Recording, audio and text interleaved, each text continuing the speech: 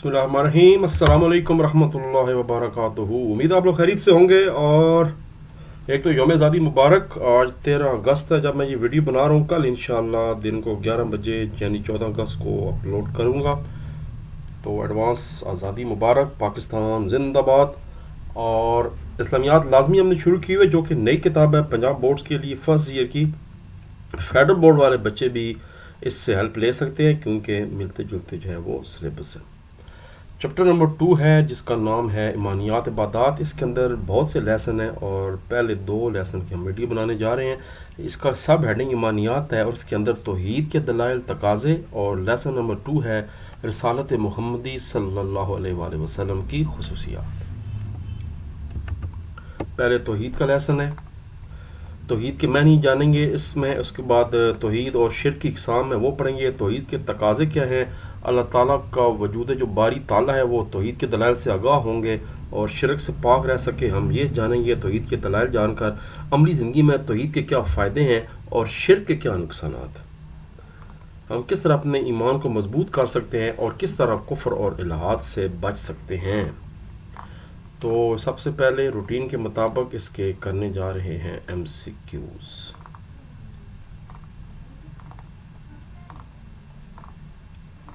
काफ़ी ये बड़े टॉपिक्स हैं और इंतहाई अहम टॉपिक्स हैं। लो जी, पहला MCQ है, अल्लाह तबारक व तआला को इसकी ज़ात, सफ़ात, रबूबियत, अलवहियत और इबादात में अकेला मानना कहलाता है तौहीद। कायनात में मुख्तलिफ जहानों का वजूद और इनमें इख्तलाफ व तनो यानी डाइवर्सिटी पाई जाती है, ये पता देती है कि एक ही रब खालिक हकीकी है जिसने ये हर चीज़ बनाई है। इंसानी वजूद का एक एक हिस्सा गवाही देता है अल्लाह ताला के वजूद की। इंसान सबसे सुपर मशीन है, सुपर तख्लीक है। इंसान में आजिज़ी और इनकसारी की सिर्फ पैदा होती है अकीदा तौहीद पर ईमान लाने से। मैं साथ हाईलाइट कर देता हूँ, खालिक हकीकी, और ये पहला तौहीद है। उसके बाद है मुशरिक दिल, शख्स के दिल में खौफ जो है वो पैदा हो जाता है क्योंकि वो अल्लाह ताला को छोड़कर बुतों की और गैर अल्लाह की जो है वो चक्कर में पड़ जाता है। इस वजह से उसके अंदर एक खौफ पैदा हो जाता है कि उसको पता तो लग रहा है, ज़मीर तो उसको कह रहा है कि भाई तुम गलत रास्ते पे हो। तौहीद का मानी और मफहूम तहरीर करें, पेज नंबर 13।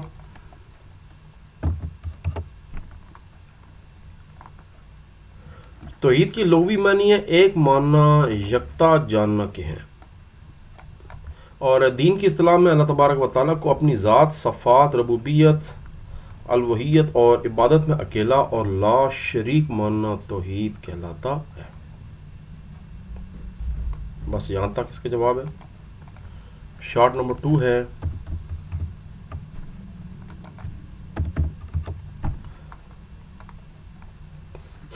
मज़ाहिर कुदरत से वजूद बारी ताला की कोई एक दलील जो है वो तहरीर करें। सूरज, चाँद, सितारे, मज़ाहिर कुदरत, ये चीज़ें, दिन का आना, फिर रात का आ जाना, ये सारी चीज़ें, ये सारी सब में अल्लाह ताला की निशानियाँ कुरान पाक में बार बार लिखा हुआ है। तो इसका जवाब भी पेज नंबर 14 पे आपको मिलेगा। ये जी, आसमान, ज़मीन, मुख्तलिफ मखलूक़ात, इनके रंग, मिजाज का इख्तलाफ, चश्मे, नदियाँ, समंदर, अनवा इकसाम के पौधे और दरख्त इस बात की गवाही देते हैं कि एक ऐसी हस्ती मौजूद है जो इन सब को कंट्रोल कर रही है। और उसके बाद जो है ना वो यहाँ पर आपने बताना है, इसका तर्जुमा बताना है। ये है इरशाद बारी ताला है, लशम्सु यंबग़ी लहा अन तुद्रिकल क़मर वल्लैलु साबिक़ुन नहार व कुल्लुम फ़ी फ़लकिन यस्बहून। सदक़ल्लाहुल अज़ीम। सूरह यासीन। ना सूरज से हो सकता है कि वह चाँद को पकड़ ले और ना ही रात दिन से पहले आ सकती है, और सब अपने अपने दायरे में तैर रहे हैं। तो इसका जवाब आप यहाँ से भी कर दें तो तब भी ठीक है, और आप चाहें तो इसका जवाब यहाँ से भी डायरेक्ट कर सकते हैं, यहाँ से कर सकते हैं आप। अल्लाह ताला ने इस कायनात की एक एक चीज़ को एक ख़ास तरतीब अंदाज में पैदा फरमाया और वो अपनी इस तरतीब और तंजीम से ज़रा बराबर इधर उधर नहीं हो सकती। इरशाद बारी ताला है, तर्जुमा ना सूरज से हो सकता है, यहाँ से लेकर दायरे में तैर रहे हैं। तो ये फिर ज़्यादा बेहतर जवाब बन जाएगा, ये आप ऐसे कर लें। یہاں سے شروع کریں گے. اللہ تبارک و تعالیٰ نے اس کائنات کی ایک ایک چیز سے لے کر دائرے میں تیرے. یہیں سے آگے شارٹ نمبر 3 ہے، مگر پہلے تو دیکھتے ہیں کہ شارٹ کوسچن نمبر 3 ہے کون سا. اللہ تبارک و تعالیٰ کی وحدانیت کی ایک دلیل تحریر کریں. پیج نمبر 14، اسی پیج پہ دوبارہ اسی سے آگے یہ ہے شارٹ نمبر 3. یہ کائنات اور اس میں موجود تمام مخلوقات اپنی اپنی تخلیق کا مقصد پورا کر رہی ہیں، اور یہ نظام بغیر کسی خلل کے جاری ہے. ان تمام چیزوں کی ترتیب تنظیم میں تضاد کا نہ ہونا اس بات کی دلیل ہے کہ اس کائنات کو پیدا کرنے والا خالق ایک ہے، کیونکہ اگر ایک سے زیادہ خالق ہوتے تو اس کائنات کا نظام درم برہم ہو جاتا. خود اللہ تبارک و تعالی رب العزت نے ارشاد فرمایا ہے لو کان فیہما آلہۃ الا اللہ لفسدتا، سورہ انبیاء. اگر ان آسمان اور زمین میں اللہ کے سوا اور بھی معبود ہوتے تو یقیناً دونوں درم برم ہو جاتے. یہ ممکن نہیں ہے.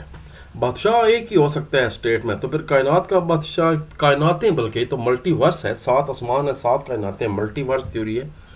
تو ایک ہی ان کا رب ہے، ایک ہی ان کا بادشاہ ہے، مالک الملک. تمام بادشاہتیں اسی کے لیے ہیں، تمام چیزیں، تمام تخلیقات اسی کی طرف سے. 3 شارٹ ہو گئے ہیں اور شارٹ نمبر 4 کرنے کی کوشش کرتے ہیں. جی، توحید کی کوئی سے 2 اقسام بیان کریں. پیج نمبر 15 پہ اس کا جواب آپ کو ملے گا. توحید کی 2 اقسام بتانی ہے تو توحید فی الذات بتا دیں. اللہ تعالیٰ اپنی حقیقت اور ذات میں واحد اور یکتا ہے، وہ بے نیاز ہے، نہ اس کی کوئی اولاد ہے نہ وہ کسی کی اولاد ہے، اور اس کے کوئی برابری یا ہمسر کرنے والا نہیں ہے. سورہ اخلاص. سورہ اخلاص توحید کی بہت بڑی اگزامپل ہے. کوئی اگر آپ سے بنیادی بات پوچھے کہ توحید کیا ہے تو اس کو سورہ اخلاص کا ترجمہ سنا دیں، بس ختم ہوگی بات. توحید ربوبیت کیا ہے؟ یہ دوسری قسم ہے.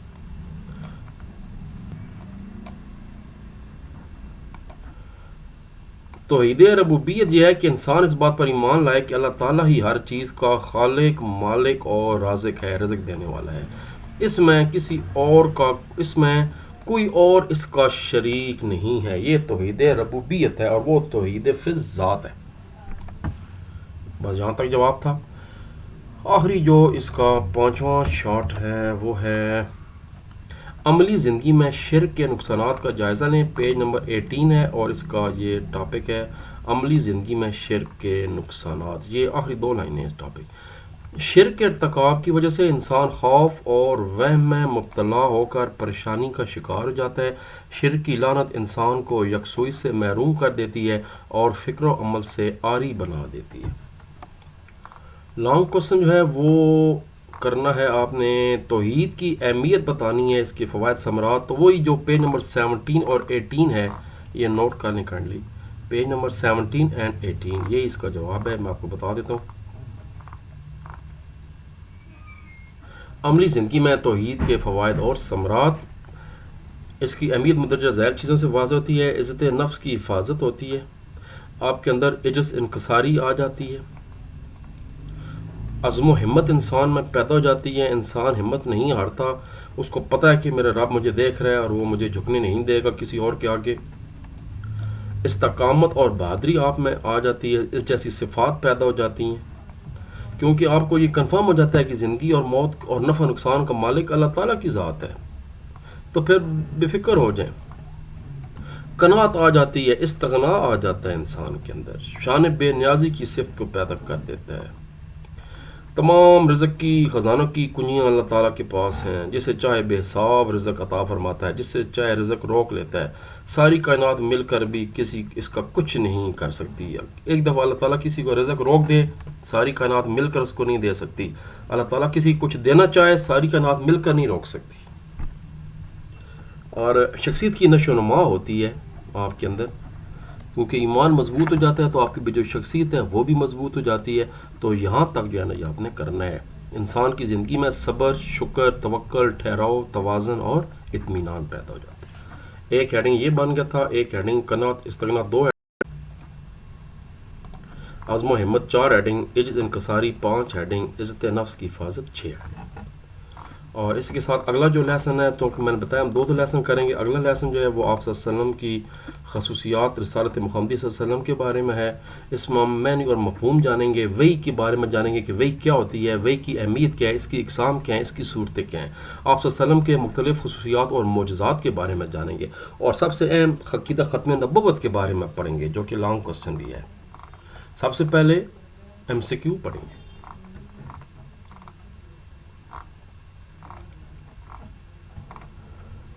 رسالت کا لغوی معنی ہے پیغام پہنچانا. رسول کا مطلب ہوتا ہے پیغام پہنچانے والا. انبیاء کرام علیہ السلام کی طرف بھیجے جانے والا اللہ تعالیٰ کے کلام کو وحی کہتے ہیں. مسلمہ کذاب نے نبوت کا دعویٰ کیا تو آپ صلی اللہ علیہ وسلم نے اسے کذاب قرار دے دیا، جھوٹا، جھوٹ بول رہا ہے وہ. نبی کریم خاتم النبیین صلی اللہ علیہ وسلم کے بعد قیامت تک کوئی نبی نہیں آئے گا. اسی عقیدے کو عقیدہ ختم نبوت کہتے ہیں. آن خاتم النبیین لا نبی بعدی. جنگ یمامہ میں صحابہ کرام نے کثیر تعداد میں جام شہادت نوش کی تھا. اس میں حفاظ کی بڑی تعداد شہید ہو گئی تھی. یہ حضرت ابوبکر صدیق کے اپنا رضی اللہ تعالی عنہ کے دور میں شاید واقع ہوئے. تو کیونکہ یہ جنگ یمامہ جو ہے وہ میرا خیال ہے مسلمہ کذاب کے خلاف ہی کی گئی ہے، تو یہ عقیدہ ختم نبوت کی وجہ سے بے شمار صحابہ کرام نے جام شہادت نوش کر کے دفاع کیا تھا. پہلا شارٹ کوسچن ہے وحی کا معنی اور مفہوم بیان کریں.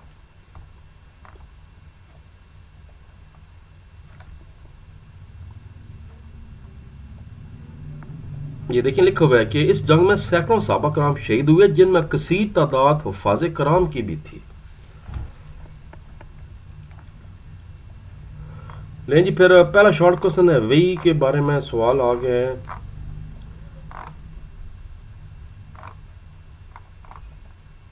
شارٹ کوسچن 1، وحی کی تعریف کریں. اس کی وحی کے لغوی معنی اشارہ کرنا، چپکے سے بات دل میں ڈال لینا. اصطلاح میں اللہ تبارک و تعالیٰ کا اپنے کسی رسول کی طرف فرشتے کے ذریعے پیغام بھیجنا، یا براہ راست اس کے دل میں بات ڈال دینا، یا پردے کے پیچھے سے اسے سنوا دینا وحی کہلاتا ہے. وحی نہیں، وحی. اللہ تبارک و تعالیٰ نے انبیاء کرام علیہ السلام پر وحی کے ذریعے اپنے احکام نازل فرمائے. یہاں تک. اگلا شارٹ کوسچن، نبی کریم خاتم النبیین صلی اللہ علیہ وسلم کی سیرت کی حفاظت کے حوالے سے مختصراً تحریر کریں. Page number 22.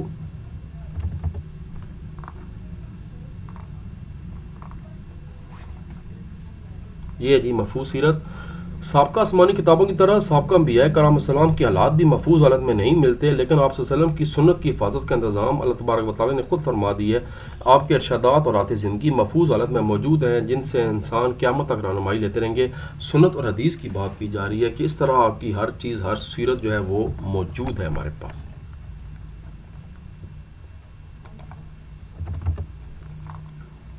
وہی مطلوع اور غیر مطلوع میں فرق واضح کریں. یہ بھی پیج نمبر 20 پہ ہی ہے.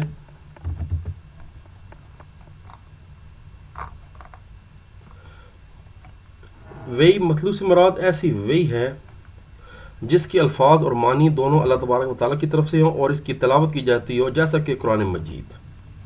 پر کچھ ایسی آپ نے حدیث قدسی کے بارے میں سنا ہوگا، یا کچھ ایسی چیزیں ہیں کہ جو الفاظ اللہ تبارک و تعالیٰ کی طرف سے ڈائریکٹ نازل نہیں ہوئے، بلکہ مضمون آپ وسلم کے قلب مبارک پہ نازل ہوا اور آپ نے پھر اس کو معنی دے دیا، اپنے الفاظ کی شکل دے دی. تو اس طرح کی جو ہے وہی ہیں، ان کو وہی غیر مطلوع کہتے ہیں. ان معنی کو آپ صلی اللہ علیہ وسلم نے صحابہ کرام کے سامنے کبھی اپنے الفاظ سے، کبھی اپنے افعال سے، اور کبھی دونوں سے بیان فرمایا. یعنی حدیث اور سنت، خصوصاً جو حدیث قدسی ہے، یہ بھی ایک اس کی ایگزامپل ہے. یہ تو پیج نمبر 20 اور پیج نمبر 21 کی سوال لائن. 3 شارٹ ہو گئے ہیں. چوتھا شارٹ ہے رسالت محمدی صلی اللہ علیہ وسلم کی 2 خصوصیات تحریر کریں. Page number 21.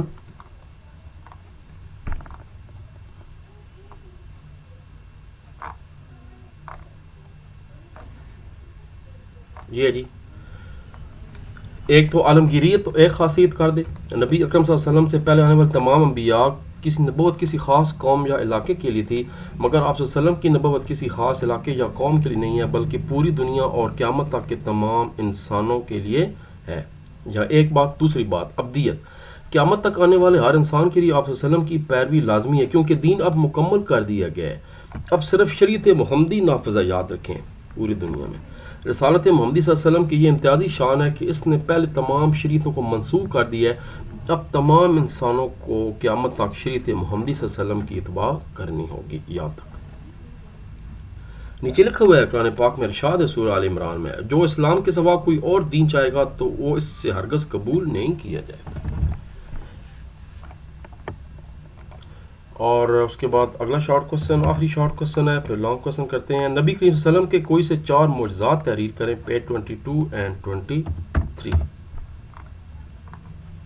یہ جی معجزات یہاں سے شروع کریں گے. پیج لائن نمبر 22 کے آخر سے. قرآن حدیث میں نبی کریم خاتم النبیین صلی اللہ علیہ وسلم کے بے شمار معجزات کا ذکر موجود ہے. مثلا واقعہ اسراء و معراج یہ سب سے بڑا معجزہ ہے, یاد رکھیں, جس میں عطر سے خوشبو آنا, فرشتوں کے ذریعے نبی کریم صلی اللہ علیہ وسلم اور صحابہ کرام کی مدد کرنا غزوات میں خاص طور پر, چاند کے 2 ٹکڑے ہونا یہ بھی بہت بڑا معجزہ ہے, درختوں اور پتھروں سے ہم کلام ہونا, جانوروں کا آپ صلی اللہ علیہ وسلم سے کلام کرنا, انگلیوں سے پانی کے چشمے جاری ہونا وغیرہ وغیرہ آپ صلی اللہ علیہ وسلم کے معجزات. سبحان اللہ. لانگ سوال جو ہے وہ ختم نبوت کے عقیدے کے بارے میں ہے. اگلا لانگ سوال پہلے پڑھ لیتے ہیں. عقیدے ختم نبوت پر تفصیلی نوٹ لکھیں. Page 23 and 24. یہ آخری ٹاپک ہے, یہی ہے عقیدہ ختم نبوت. یہاں سے شروع کریں گے. پہلے ڈیفینیشن بتائیں گے اس کا مطلب کیا ہے, کہ جو سلسلہ آدم علیہ السلام سے شروع ہوا وہ سلسلہ انبیاء کا آپ صلی اللہ علیہ وسلم پر ختم ہو چکا ہے. آپ صلی اللہ علیہ وسلم نبوت کے سلسلے کی آخری کڑی. آپ صلی اللہ علیہ وسلم خاتم النبیین ہے, یعنی سلسلہ نبوت کو ختم کرنے والے. ہیڈنگ دے دیں, پہلے یہاں ڈیفینیشن دے دیں گے, پھر خاتم النبیین ہے, اگلا ہیڈنگ آ جائے گا. پھر آپ اللہ تبارک و تعالیٰ کا ارشاد مبارک آ گیا, ما کان محمد ابا احد من رجالکم ولکن رسول اللہ وخاتم النبیین. سورہ احزاب آیت مبارکہ نمبر 40. نہیں ہے محمد خاتم النبیین صلی اللہ علیہ وسلم تمہارے مردوں میں سے کسی کے باپ, لیکن وہ اللہ کے رسول اور خاتم النبیین ہیں. پھر آپ صلی اللہ علیہ وسلم کی مشہور عالم حدیث مبارکہ آ گئی, آن خاتم النبیین لا نبی بعدی. صحیح بخاری کی حدیث ہے, میں آخری نبی ہوں, میرے بعد کوئی نبی نہیں آئے گا. پھر ایک اور حدیث آ گئی ہے کہ بنی اسرائیل میں جب ایک نبی فوت ہو جاتا تھا تو دوسرا نبی اس کا جانشین ہوتا, مگر میرے بعد کوئی نبی نہیں آئے گا. آگے مسلمہ کذاب کا ذکر آ جائے گا. پھر آئین پاکستان میں جو تعریف کی گئی ہے مسلمان کی, اس میں توحید کے بعد جو دوسری چیز ہے وہ آپ صلی اللہ علیہ وسلم پر جو ہے وہ آخری نبی تسلیم کرنا ضروری ہے. اور عقلی دلائل آگے ختم نبوت کے, اور یہاں پر آپ کا کے لانگ سوال ختم ہو جائے گا. 5 ایک ہیڈنگ بن جائیں گے. اگلے اب 3 لیسن ہیں. ملائکہ پر ایمان ایک لیسن ہے. اس کے بعد کیونکہ میرا دل ہے کہ اگلے تینوں ٹاپک اکٹھے کر کے ایک ویڈیو بنا دیں تاکہ بہت زیادہ پھر ویڈیوز نہ بن جائیں. کتب سماوی پر ایمان 2 لیسن ہو گئے, اور تیسرا جو لیسن ہے وہ ہے آخرت پر ایمان. ان تینوں کو اکٹھا کر کے اگلی ویڈیو بنا دیں گے انشاءاللہ. سوموار کو اور جمعرات کو میں ویڈیو اپلوڈ کیا کروں گا. اب تو 11 بجے میں کرتا ہوں, لیکن چونکہ آپ کالج وغیرہ باقاعدگی سے کھل جائیں گے, پرائیویٹ بھی اور دوسرے بھی, تو میں شام کو 5 بجے پرماننٹ جو ہے نا ویڈیو اپلوڈ کر دی کروں گا انشاءاللہ. تو ٹھیک ہے جی, تب تک کے لیے اجازت. اللہ تبارک و تعالیٰ سب کا امین ناصر ہو. اللہم صلی علی سیدنا محمد وعلی آل سیدنا محمد وبارک وسلم. صلی اللہ. پاکستان زندہ باد.